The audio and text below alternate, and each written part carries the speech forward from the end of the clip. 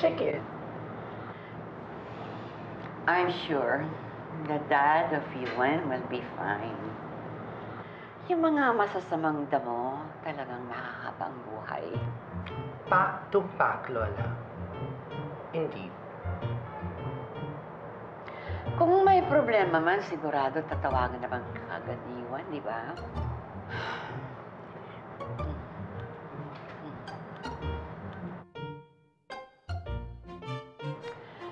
By the way, boys, I'm getting married to a 20-year-old babe.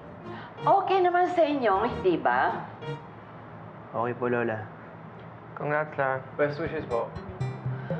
Siya nga pala, hihingin ko na yung ownership ng Jaya. I'm sure that's gonna be okay with you guys. Good luck po. Yeah, good luck. Yes. Yes. Andoy, padadala kita sa probinsya. Sige po, Lola.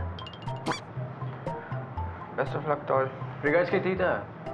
Ay, nagtitext si Billy. Sino pala? Ano po sabi? Nasaan na daw po siya? Pupunta po siya dito? Kamusta na siya? Pauwi na lang, Ma. Galing. Atat.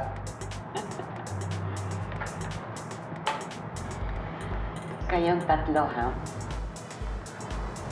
Magsiayos kayo. You know what? I can tell easily your soul na hindi nyo nalalaman. Ano ba talaga ang inyong mga problema? Wala. Nag-aalala lang po kami. Kanino? Kay Yuan? Sa Daddy Yuan? O dahil sa isinama ni Yuan si Billy?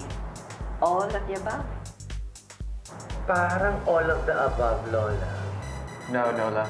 We're just really worried about you, Yuan. Yes, Lola. Bros before girls.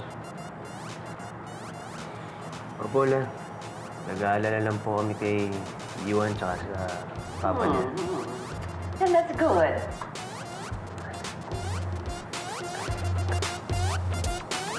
Hindi na lang makakalikan ko na kanina. Sige, kang dito.